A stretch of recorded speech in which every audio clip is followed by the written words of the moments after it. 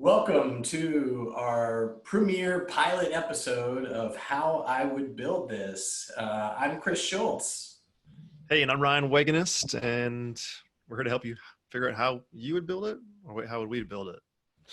Yeah, good question. How I would build this. I think this is going to be our guests That's right. uh, giving us, what they're working on, and we'll see. But the goal of the podcast here is to work with entrepreneurs in a fun format at the beginning of the entrepreneurial journey. Hopefully everybody on our podcast now, How I Would Build This, will end up on Guy Raz's podcast, How I Built This. And we'll be able to say, hey, we knew him when, right? Yeah, that's right. Awesome. All right. Well, we have the privilege of working with entrepreneurs and businesses every day through FlatStack. We see a lot of interesting, business concepts, and this is sort of the engagement. We like to talk strategy, talk about the concept, make sure you're on the right track, and you're focusing your money, your resources, your time in going in the right direction, right, Ryan? You see a lot of people building a lot of interesting things. Yeah, I think it's really underestimated how powerful it could be to just kind of, I think every day in the entrepreneurship journey, wherever you're at on that scale, there's always a little bit of a hesitation, right? Or a little bit of a speed bump. And I think helping individuals kind of create some quickening or some momentum around those areas. I know for me, that's invaluable in any venture I've built or what we're building. And so I think that's the point of the show, right? Is like, hey, get in a hot seat. Let's build some quickening or some momentum around that one area. You feel like maybe things aren't connecting, or you're like, hey, what's the next best step? And I think that's what a lot of entrepreneurs need, is that kind of a quick, fast, just opportunity to get outside perspective. So yeah, I'm excited to kind of help those who come on the show do that. So.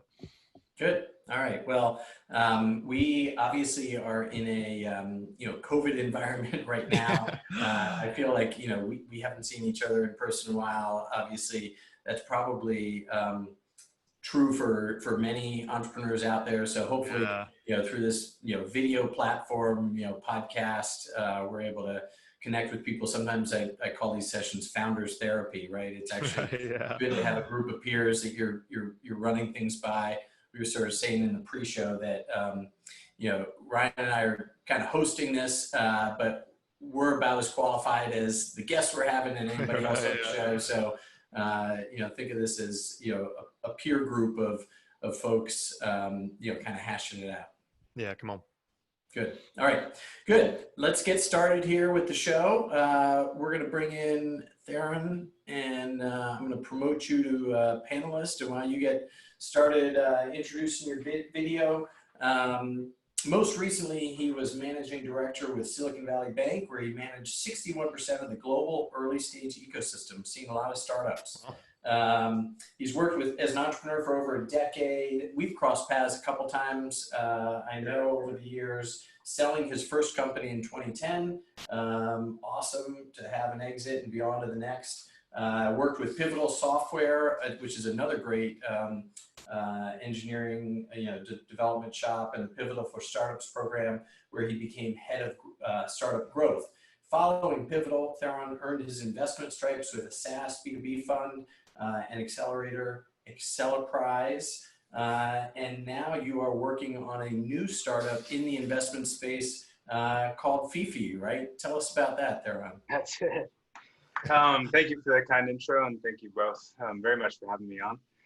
I had this problem primarily with deal flow and the sheer volume of companies that we were trying to look through, especially with Accelerprise, and then also with Silicon Valley Bank, where our portfolio there was about 10,000 companies, more or less, that we were working with.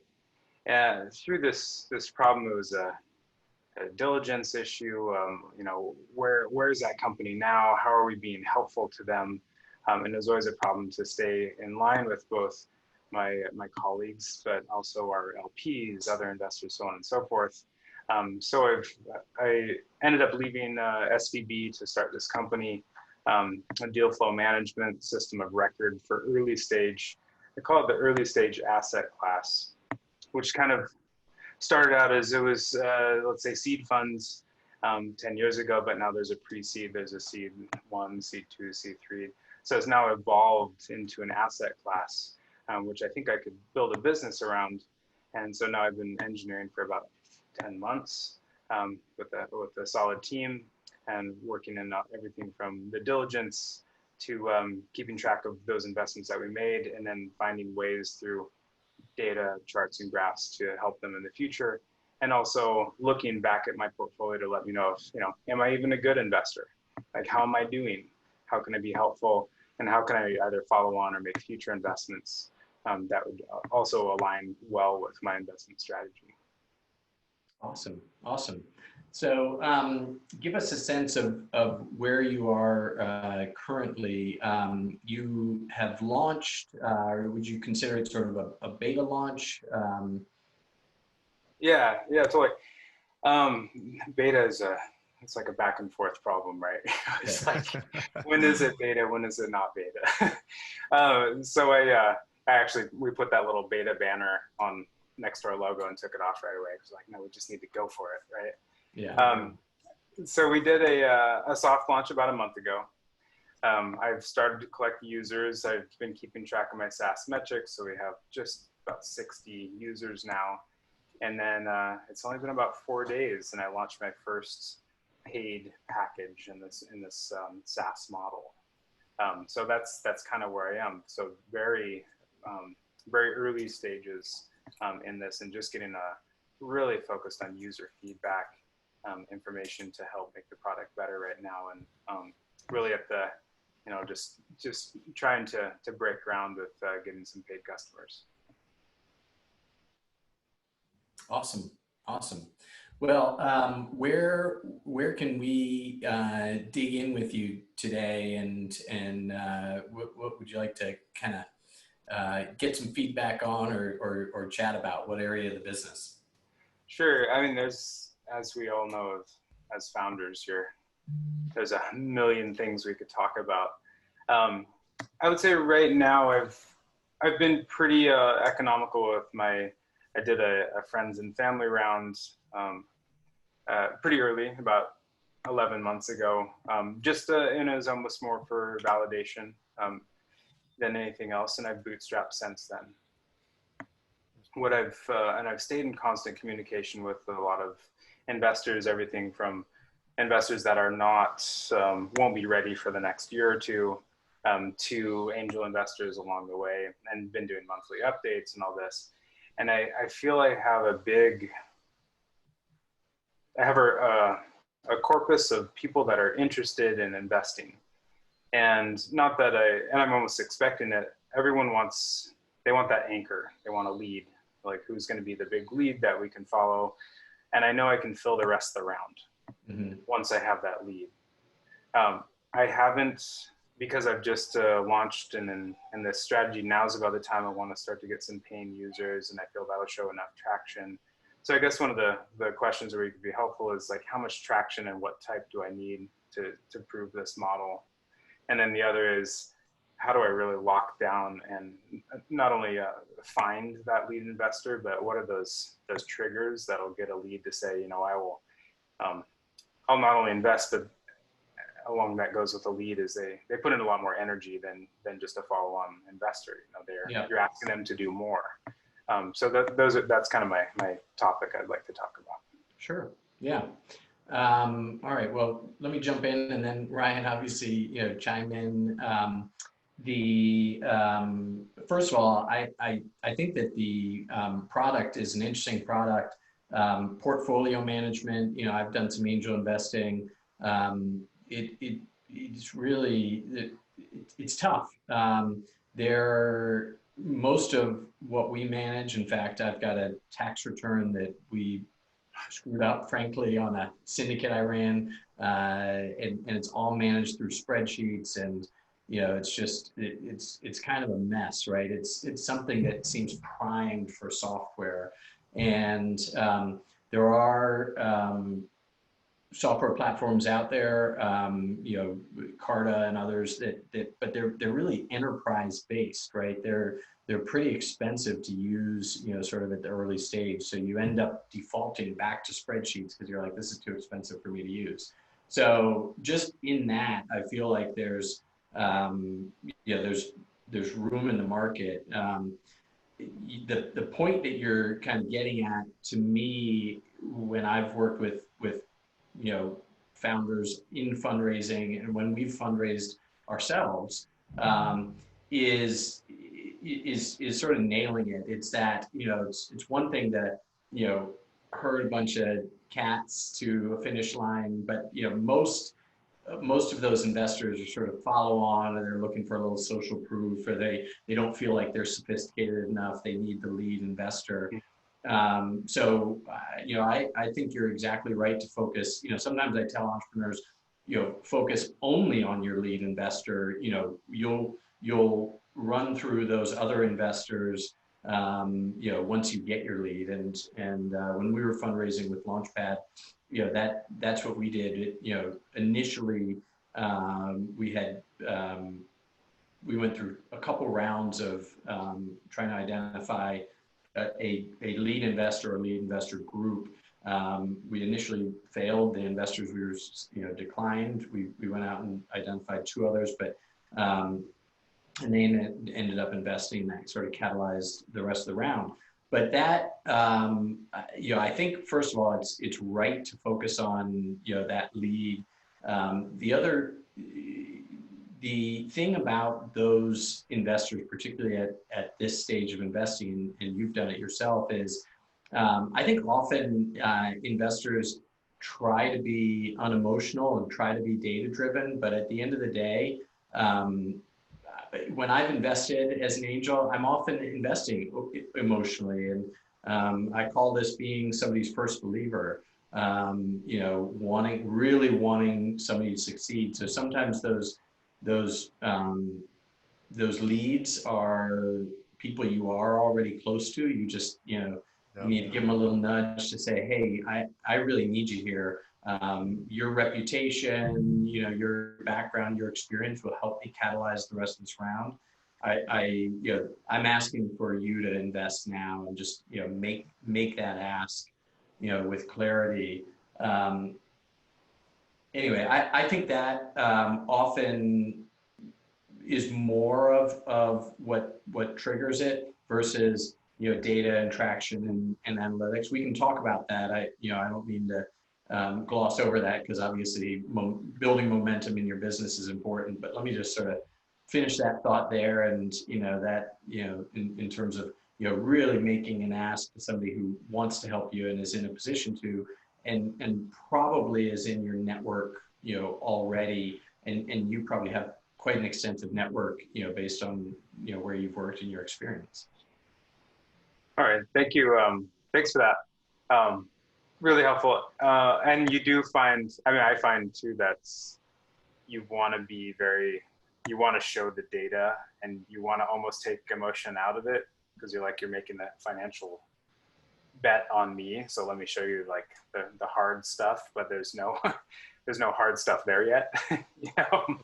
You're like trying to build up that momentum. So, and I didn't really consider that, I guess, with making that kind of emotional breakthrough to these people and saying, hey, I just, maybe not position as I need your help, but what's your commitment, or something like that. Yeah, I'm ready. Make your bet. Place your bets. Right. It's sort of like, because a lot of people will sort of nudge you along, hey, come back when, and you say, when is now? I'm asking now. Yeah, it's Ryan, what do you think? Yeah, no, I think I'm just kind of sensing your personality as a founder, and I think for all of us, it's really easy to hide behind the data. It's easy to hide behind the tech and the strategy, and I think something that can be really powerful inside of your world, Theron, is really working on that origin story. Because there's a reason why you wanted to build it, right? There was something inside of you that was like, this is why I'm building this. You wouldn't have spent 10 months working behind the scenes, effortlessly coding, and then getting the team together, and risking something in your life, right? Whether that's time or relationships, there's something that you had to kind of like exchange to like get to where you are now. And I would hedge your bets on your origin story, because the cool thing about 2020 is like, man, we got all the tech in the world, we got all the coders in the world. What we don't have is the people who are kind of like pitching from their heart and kind of and believing enough in themselves to go. And I had a mentor tell me one time, Ryan, everything is like teed up for you. You're the one that's not swinging, you know, like, so it's like everything's there for you. It's just like, you just have to step into that and go, okay, like, why I created this is enough. Like the people I'm meant to be around for the investment are there. The origin story, the emotional hook. I think some of that stuff is going to really emerge inside the Valley, inside of some accelerator circles.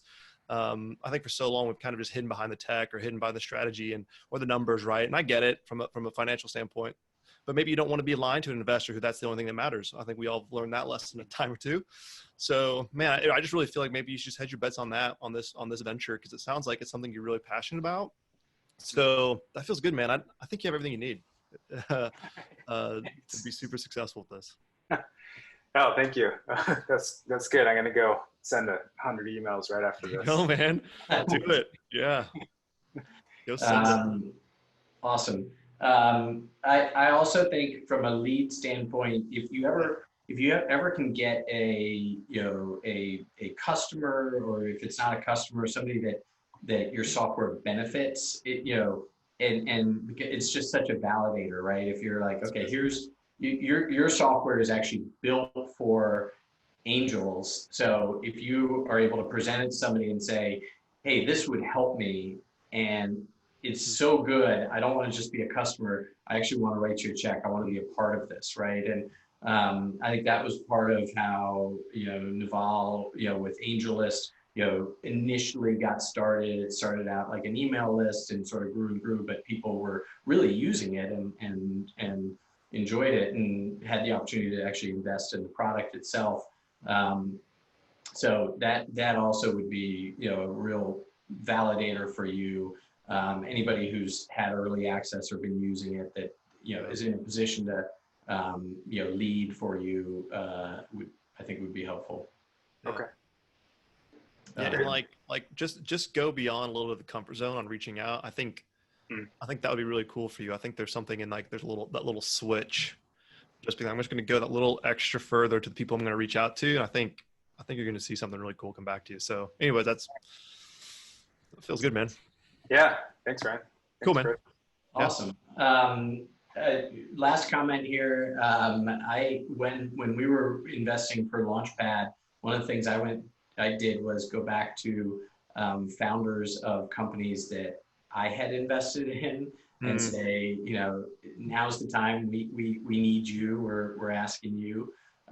So if over the years you've had companies that you've had experience with or in the portfolio or worked with that have gone on to success, and you're able to approach them and say, hey, I'm doing this again, and I would love to sort of have your support as a lead or as an investor. That's another area to look. Yeah, that's interesting too. That's good. I just said recently to one of my colleagues, you never know who's going to be your boss or who you're going to be the boss of in the future, right? Yeah. Exactly. That's what I've always liked about the early stage and the sort of founder angel dynamic is I think the best angel investors are entrepreneurs or people who work in and around startups and early stages themselves. I think sometimes you get these angel groups where it's doctors and lawyers and people who don't have experience, but then it's really a kind of a peer-to-peer conversation. Like we're having now. It's not a hey, I'm an angel investor and that puts me on some par because as you've had in your career, I've had you wear different hats. Sometimes you might be writing a check. Sometimes you're asking for money. It's pretty fluid. Yeah. Great. Thank you. Okay. Thank you both. All right. Awesome. Well, thank you so much for joining us and being on. We'll wrap the first guest here on All right. this year. let you go, Theron, and bring our next guest. Okay. Thanks so much for being with us. Yeah, thank you both. All right. So you did. It's a pleasure. All right, Brian. Super interesting there. You know, Yeah, it's cool how you know you kind of the longer you're in the industry, people do change different hats, change different roles. You know, start different companies, right? You know, here's Theron, who's had success, sold a company, been an investor, and now he's back in an early stage again. You know, it shows how the wheels keep on turning, right? Yeah, it's the Lion King said it best, right? Circle of life. So The circle of life. Yeah. Yeah, Awesome. Okay, cool. All right. Well, let's bring in Eddie here. Eddie, I'm going to promote you into the conversation, let you get your video going. Eddie Davis brings over 30 years of baseball experience, with 15 years being professional and Division I college baseball player. He was a successful career as a baseball player within the LA Dodgers organization, and all sorts of stuff here. 23rd pick in the 1993 Major League Draft. Worked for Cisco Systems. Started a tech company, Promasa, sold it in 2005. Did internet and video for MDU space.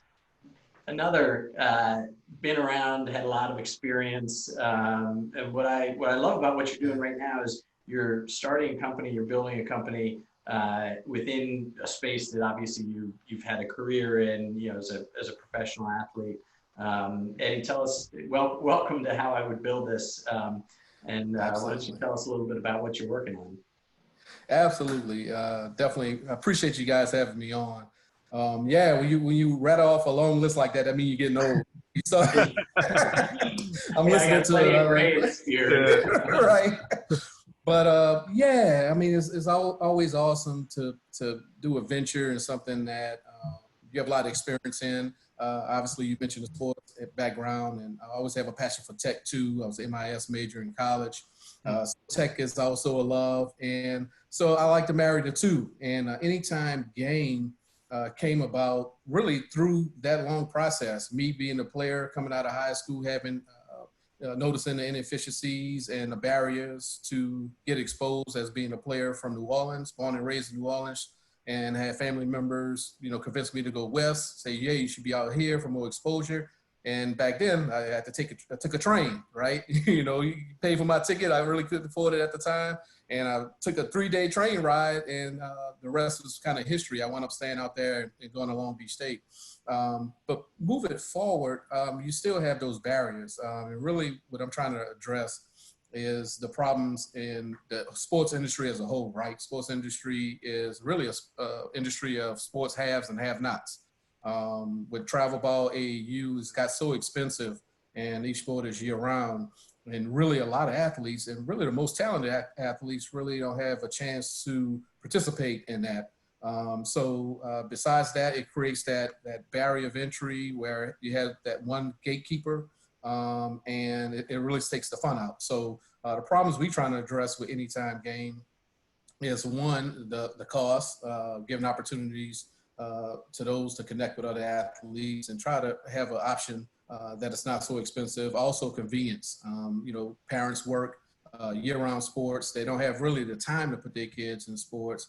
And then obviously, if any parent will say the politics, the umpires or the parents, you get that. So you get some of the politics involved because the business is a $19.3 billion industry in youth sports. So, with that comes obviously some politics. So pretty much Anytime Game will be an on-demand sports platform that helps athletes train, organize, and play real games with friends. And I emphasize real games, meaning you can play on-demand games wherever you're at, utilizing a GPS-enabled Google Maps, and create your team, play with friends, pick your facility, and go at it and play competitive games, as well as get training on demand. So that's what we're doing with Anytime Game. That's awesome. Awesome. Well, congrats on that. Let me just ask you a couple questions, and we can kind of dig in on where you are on things and what we can be helpful with. So when you say real games, I interpret that, as games you gotta go outside for, games that aren't on your phone, physical, hit the ball with the bat, kind of thing. Is that's what you mean there? Physical sports competitions, 3-on-3 basketball, whatever sport you're in, whatever your flavor. If you're a tennis player and you happen to be in California or Houston or New Orleans and you want to play with friends, right? Facebook say we have a lot of friends, right? So you can just invite, one of your friends or invite anyone on a network that accepts your challenge and actually play real games, real sports, competitive games. Awesome. Awesome. Cool. So is it like is it like a social platform that people are going to be all on it? Maybe they're able to tag what sport they're playing and like a level that they're at, and then that kind of would meet or match together the levels of people, and then they would kind of meet in a certain place. So it's really like a platform for a gathering community, kind of tiering level of skill, and then also creating a space for people to kind of like communicate, talk, text, and go to that space to play. Is that about right? Is that what it sounds like? Absolutely. I definitely want to create that community. It can be driven on both sides, really. Obviously, the main side is going to be driven as the athlete side, and they get to set their skill level and look for competitors in the similar skill level. But really, they get to play with friends. So they get to invite who they want. They get to invite their opponents who they want to maybe challenge. So that'll be the cool thing about it. But on the other side, for as the exposure side and the serious athlete, we have a custom matchup option that we're developing that allow coaches and scouts to actually create their custom matchup so they get the game they want. So and that'll save a lot of time and money being in the industry of a lot of coaches and scouts having to fly around and wait, pay for hotels and things of that nature. But if I can just look for the athletes I want to see compete against each other, they can make that request on the platform as well. So I'm excited about that function because I know it will help a lot. And just looking to make the industry a little bit more efficient, utilize technology, and then have some cool things once that community built for as moving forward, maybe doing some things on the blockchain. So, and that's down the line, but definitely excited about the opportunity. Cool. So we had in our notes that you had some questions about sort of a MVP. Why don't you run through where we can dig in and focus the conversation?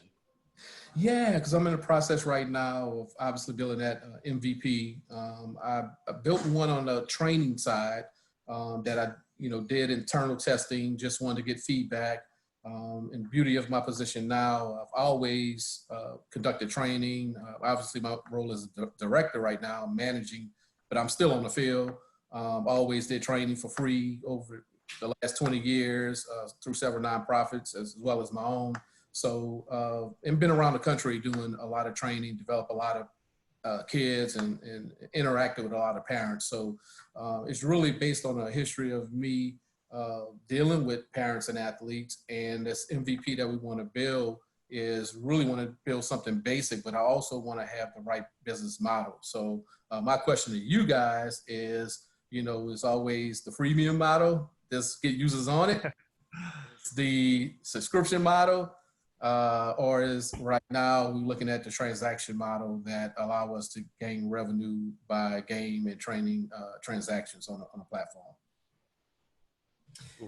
Yeah. So let's sort of chat about where you are on the MVP and try to get a sense. Are you are there any groups or users that are that are particularly active on it right now? One of the things with an MVP and at an early stage is really honing in on for whom you're most solving a problem, right? So ultimately you can be everything to everyone, and Right. you can definitely get there for different audiences. But if there's anyone right now that's like, okay, if anytime games goes away, it totally disrupts my life because I'm really using it. It solves a problem, and just trying to understand, what you can build for that audience. So do you have sort of signals that you're seeing about, usage that, that you would focus in on any particular direction? Absolutely. From the training perspective, I have currently 55 athletes on there, 35 instructors on there. So I do see the glaring need for quality instructors. And so that's the, big signal I'm getting right now on the training side. And also of ease of use application, right? Something that they can just connect directly with the instructor at the convenience of the parent or athlete. For the game side, we are conducting an offline MVP since I don't have the actual MVP built, and we have an event going on right now in LA, which is pretty much validating the functionality or the need, where we have top prospects participating in a pitchers versus hitters league that we live streaming to a private group of scouts. So this is the, validation. Like I say, I'm not really nothing new. I'm just taking what I've been accustomed to offline and really trying to put that in a package that's something that can be done efficiently using technology. So that's a huge need. They're currently paying for these leagues. They're currently paying anywhere from $600 to $800 for a 2 to 4 week league that's indoors, that's being streamed to a select group. So that's a good validation of that opportunity or the need to have something where it's efficient for coaches and scouts to evaluate talent no matter where they located. Cool. Hey, Chris, let's break that up into 2 sections. I see Yeah. it as like training, and then the training side, and then the game side, which you said. So I actually kind of see those as 2 interesting pathways. One would be, I think your game, in the sense of like, MVP isn't the issue. MVP is easy. We can create that. Anybody can create that for you. For me, it's more probably like positioning to get into positioning into acquisition, right? So that's a product that could quickly, in an essence, if you were to kind of take a lot of the ground inside of that community through the best way of these guys getting together, and then built in live streaming to scouts, and then inviting scouts to a private space inside of the app or inside of the platform. For me, that's really appealing, in a sense of like, this is just a positioning game in regards to the brand. And the tech wise, I think that's, correct me if I'm wrong, because that feels like the easiest part of this equation. I think the big thing is like, hey, let's like, there's something about kind of like you stepping in.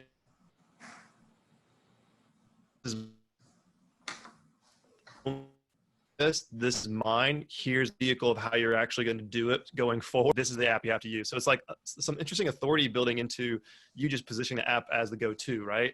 One of my good friends is one of the founders of Huddle. So real familiar with that platform, absolutely. right? They're all over the world now.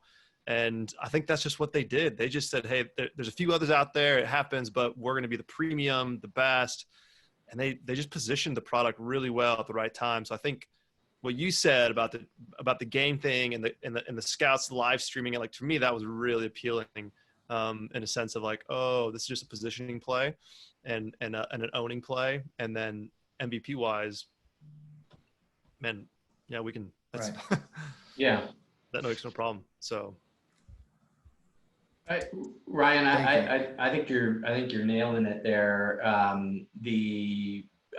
That's where what I kept hearing you say, Eddie, was sort of the the scouts, you're referring to them as athletes, not necessarily just kids going out to play a game of baseball, or going out to pick up hoops or whatever it is. This is a little bit more serious, where people are training, they're trying to showcase their skills. This is a platform to showcase their skills. I also think that the direction Ryan's sort of taking this, and again, I totally agree. It's a positioning thing more than a what you've built. What you built works. It's about sort of framing it. but your initial question was about model, right? The business model. Right. Consumer products that are just sort of widely available, whatever, Facebook or, people have an expectation that they're free, right? And so to build a product that you're going to release for free, you have to have tens of thousands, hundreds of thousands of users, because the revenue model ends up being advertising or some sort of, right. This seems like if you're focusing in on more of, let's call it a prosumer. It may not be, it's not consumer. It doesn't have to be professional athletes. It may be, aspiring professionals. Aspiring, right. Just people who are taking their training very seriously, right? You're solving a pain point there that is something that people would be likely to pay for, because the scouts don't have to get on a plane, right? Like you're saying, they're live streaming, these events. You're already doing that. I also I love what you're doing, and often encourage founders to do that. Of just before you build any technology at all, build the in real life offline prototype, right? To do whatever it is, just use spreadsheets and emails and talking to people, picking up the phone just to arrange what you're trying to arrange. Right. And you'll learn so much from that before you've built any technology, and then you can kind of build the technology. So you're sort of doing, you're doing both. You've built the product, but you're building, you're creating the value that your product will create in a prototype way, and sort of an offline prototype way. Absolutely. Yeah, definitely. Thanks for the advice. We really look at that and trying to hone it in, because I don't want to do too much. In the past, I've done projects that have too many features, because entrepreneur, you want to just, and it's easy to do that when you're so close to it, because you try, you want everyone to have everything, but you really have to kind of scale it back and really look at the nuts and bolts of it. Yeah. Let me ask you a question, Eddie. This is one of my favorite. I always think the premium question, the subscription question, the membership question, I never actually think that's the question. My question is always like, if you're pitching this to somebody, maybe it's Chris, right? And then like you're sitting in that office and the timer's counting down to 3. Like if you're going to own the value of this thing, which it feels like you really want to, and you're stepping into it, and it feels like it's a premium product. Like, what's it worth? What's it worth for somebody to be seen by somebody and then they get a chance at the big leagues? Like, what's that value, right? So for me, it's like, if that's the value they're getting, then that needs to be the value you're charging. Or typically, I think most entrepreneurs charge about 3 times less than the value of what's real. So I think we undervalue ourselves, we undervalue our tech, we undervalue the pain points we're solving if it's a real pain point. So for you, I'd love to hear, like, what's it worth? Like, what's it worth to somebody to get that opportunity? It's worth a lot. I can tell you right now, on average, you'll spend between $600 to $700 for a premium event to get in front of, you hope, 30 scouts, 20 scouts, maybe 1 or 2. So when that translates to, on average, probably about $2,000 to $3,000 a year. And in some states, obviously Texas, California, Florida, they'll spend upwards to $6,000 or $7,000 a year on these events. So yeah, it's money being spent, and that's the reason why that haves and have-nots in the sports industry is so vast right now, because it is a big business. Right, and I even think, like, playing with the copywriting, like this is not for the have and have-nots, or maybe it is for the have and have-nots, and then you really like leaning into that aspect of the business. But it sounds like, for me, you answer your own question. It's a premium product. Yeah, I think all those answers are there, man. Like the kind of the outside stuff is like, it's just us double guessing how good it is, because that's just what we do as entrepreneurs. We're like self-sabotage. We're like, oh man, it's a big business. Who am I, right? But the reality is, like, you believe in it. It's premium, and now I think it's just ready to go. Yeah, it's cool. Good stuff. All right. Okay, well, awesome to have you here, Eddie. Good to see you, and thanks for joining us here. We're gonna let you go. Eddie. Thanks a lot. Appreciate it. Man, look forward to seeing it, man. I can't wait. Yeah. Yeah, absolutely. I'm gonna be pinging you guys. All right. Yeah. Stay in touch. Will do. All right. You know, it's interesting, Ryan. I feel like as entrepreneurs, I mean, you and I have had these conversations about flat stack, right? Are we everything to everyone, or can we focus in on, you know, the niche of where we can add value? You know, Eddie's got a great background. Yeah. I love entrepreneurs that have the profile. Actually, Theron was similar. You're like, okay, this is the right person to build this product, based on their background and experience, but most importantly, like their passion, right? Yeah. What are they just passionate about and care about doing, and sort of, you know, want to bring into the world, right? Yeah. I think both Eddie and Theron were right there, right? You could tell this was something they want to put their heart into. And I think sometimes that for entrepreneurs, especially when you're in the early stage, can be the one hill you kind of just got to get over, because I think we've all kind of built stuff we're half-hearted in a sense. And so I think sometimes the thing we're meant to do always has a little bit more resistance around it. So yeah, I'm actually, Scott, that's an interesting product. It's cool. Yeah. All right. Our next participant is participating by video. So I'm going to introduce Anna, and then play the video so that I don't talk over it. Let's see. Anna is building Take Care Yoga, a brick and mortar studio in Seattle, Washington. She's weeks away from finishing construction of the studio and has had to push back her grand opening due to COVID. I've got a little more of a bio here, but I just, you know, I love, you know, this sort of energy. The way this is her in quotes, the way I teach is the way I try to live my life, with fire and heart, trusting the idea of living deliberately to support growth, create opportunities, and minimize the chances of regret. Yeah, come on. Let's bring her in. I'm gonna bring in this video. Here we go.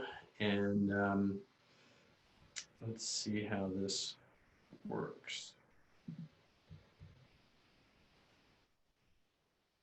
All right, here we go. Hi, my name is Anna, and I am the owner of Take Care Yoga in Seattle, Washington. Take Care Yoga is an all-levels vinyasa-based studio that is located downtown, right in the Belltown waterfront. We were originally set to open on 4/17, but due to COVID-19, we are greatly delayed. So within this delay, we've had to really pivot and think on our feet and start to kind of devise and put together a portal within our website so students can practice online. Within this, we have a lot of questions, of course, because we're new to this whole side of the business. So one of our questions is, how would we build in a seamless donation subscription system into each video and make sure that payment and guest information is totally secure? How would we create and automate viewer-specific follow-up emails that are really not obtrusive, don't feel like spam, and something that we can learn from? So these are my questions. I have many more where that came from, but I really appreciate you taking time and hope that you all take care. All right. Oh, super cool and interesting. This is very common right now. A lot of businesses that you know, workout studios, yoga studios is one. There's a lot of businesses that depend on people being together physically, people being able to walk in, and you know, just awesome that she's sort of thinking about, okay, how do we pivot? How do we integrate? This is a great time to be integrating technology, right? Yeah, I absolutely love it. I think this is one of my favorite questions, because it's it really addresses a few things. One, it's a big industry, right? Like, so you're competing with a lot of people. And so what's interesting about that is I think there's a technology that I think, Anna, you could use that would put you probably on the leading edge. And I love leading edge everything, whether it's technology or psychology or spirituality. Like, I just love kind of like, what's like the next thing? And so there's a few things I think, Chris, I love your feedback on here to check this out. Is one is, let's look at what's happening, let's say 3 to 5 years. Maybe let's like start there. Just run with me for a second. I do think that like eventually Facebook, a lot of entrepreneurs aren't going to be happy with the shifts that come, I think maybe in the next 5 years, in regards to maybe you're not going to own as much of that platform as you'd like in regards to your audience. We're already seeing it happening. And I do think the next tech boom in this space is going to be your own platform. So your own yoga platform. And there's a couple companies that are building some of that technology now. And certainly you can have that customly built, but what do you do in the meantime? And Chris, I think we talked about this earlier. A great solution is Crowdcast. It's a live platform that Anna, you could shoot in your studio, you could shoot in your house. And it creates a live feedback. But there's a couple of things that are really cool. One, you can do webinars, you can do live like yoga sessions. But in that live session, what's in front of it is an opt-in page. So people are not just, they're opting in with their email. So you're capturing email. Then they can donate, or you can charge for the class. And then when they're inside of it, even if you go live on like Facebook or LinkedIn, which it has the ability to kind of like cast out live on all kinds of platforms, if they come to your class, then they automatically go straight into your email drip after they leave the class. So really cool technology platform that's just there already for you.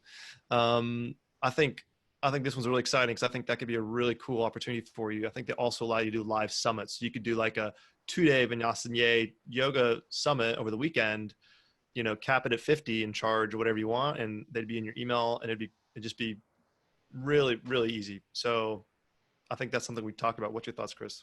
Yeah, I think that's awesome. I actually, I think you brought up Crowdcast, and we were sort of chatting about it. I think it's the perfect platform for this. I also think it's really interesting. Obviously, with FlatStack, we are a software development company and a dev shop, but I love it when we don't have to build a product for people, Right. because so often entrepreneurs at an early stage, you sort of face this build versus buy solution. And I think it's really important, if you're going to build something, really to make sure that there's not a platform that you can rent or use that Right. exists. And I think you have to have a certain type of aspiration. So like the question I would ask Anna, and obviously she's not here, is are you interested in building something for the entire yoga industry, or are you interested in building something that is, or are you just interested in building something for your own practice, which my guess is it's really for Take Care Yoga, for the brick and mortar. In that case, almost always makes sense to use a platform if it exists that's out there. Crowdcast, to me, it sounds like, and I don't have the experience with it, but it's sort of like Zoom, but with a payment donation wrapper with a audience management tools, Yep. so you can create email campaigns around it. I Yep. mean, it sounds like a no-brainer. It's kind of plug and play. Yeah, and I follow the guys that run Social Network in the UK, just because my wife and I lived there for the last year, and they just did a whole podcast series on live streaming and how we think it's big because we see it maybe advertised a lot, but really they were saying like only about 2% of socials using live streaming in the way they should be. In a sense, they think if you can jump on this live stream thing early in a way where you can gather emails and connect with your audience, and also if you want to do the donation thing, you're just going to be ahead of majority of yoga studios out there. I mean, I practice yoga at Core Power Yoga, which is like a very kind of like, it's like a little kind of like trendy, and like it's not anything super unique, but I go there because I'm not very good at yoga, and they do the same thing over and over again. So I'm like, oh, at least I can at least do the same thing over and over again. But even their online platform is a little rocky, to be honest, for the size of company they are. And I think what COVID is teaching us is that like they were 100% brick and mortar with little online, and now they have to kind of reinvent themselves in a sense. So I think two things, Anna, if you could like see a little bit further down the future, maybe like Chris, okay, great, you have what you're paying for now, which would be Crowdcast, and then maybe you invest some money into building your own platform where you're kind of building your own social network. There's a couple companies that are trying to do that. They're kind of like white label your own social network. But I think there's something interesting happening. It's going to be email. It's going to be your own social platform that you either build or whatever the case may be, integrated with something like Crowdcast. So for me, that's something I'm kind of eyeballing, is like, okay, it's these two things. It's fostering a relationship with my clients and people I'm serving, going this direction, and then also what's the best way to actually, because you do need to make money. It's a business. So what's the best way to kind of grow the business where exactly you are? So, and I think one thing I was thinking about as we were talking, Chris, was traffic. Traffic, I think, is the new game, right? Like getting traffic to your studio. And I think live stream yoga, I think that's a cool play when it comes to getting traffic to your virtual studio. So yeah, traffic. You know, one thing that's going to be interesting from a traffic perspective is, you know, we're in this, you know, COVID environment right now. So a lot of businesses are like completely shut down and you know, yoga, fitness studio, any of that kind of thing. Well, in many parts of the country, I don't know about all parts of the country they are. The question is, what happens post-COVID? And again, if Anna were here, I'd ask her that. Do you want to keep running it, or do you want to just go back to the, you know, IRL experience of the practices in the studio? This is the same thing that's going on with, you know, restaurants all over the country that are doing takeout. You know, we see these delivery apps that have come out, Uber Eats and Grubhub and DoorDash and everything, and they're kind of like extractive, right? They, you know, you see these poor restaurant owners that like the receipts they post on social media, and you know, there's huge percentages of the meal ticket go to these delivery platforms. So many of them have started integrating platforms like Tock that are commissionless ordering. Well, what I think is going to be, what is going to happen is many of these businesses that have not considered themselves tech businesses, right? I'm a restaurant, I'm a yoga studio, I'm not a tech business. If you can think about, okay, how do I tech enable my business now, which is what you're doing, what Anna's doing is she's tech enabling her business by creating a live streaming platform. When I am able to open back up, can I maintain both of these revenue streams? Because then this period of pain that we're in right now ultimately results in growth for your business, right? You can service not just the people that when you open your doors again come back in, but you keep your live streaming classes going, and you've got, you know, a tech-based revenue stream that you can be teaching yoga from Seattle to people all over the world, right? Yeah, it's awesome. I think you're 100%. There's a and I kind of have some empathy for you, Anna, because I understand, like, when you're in your gift of yoga or whatever you're putting out into the world, your creative force, we often forget about the things that actually could help even more people, which is an evergreen model of yoga. So I think that's an interesting aspect, Chris, like you're creating an evergreen model by doing the virtual, or even just kind of like creating a price point for people to come and see your past lives, which I think you could do that in Crowdcast, which is cool.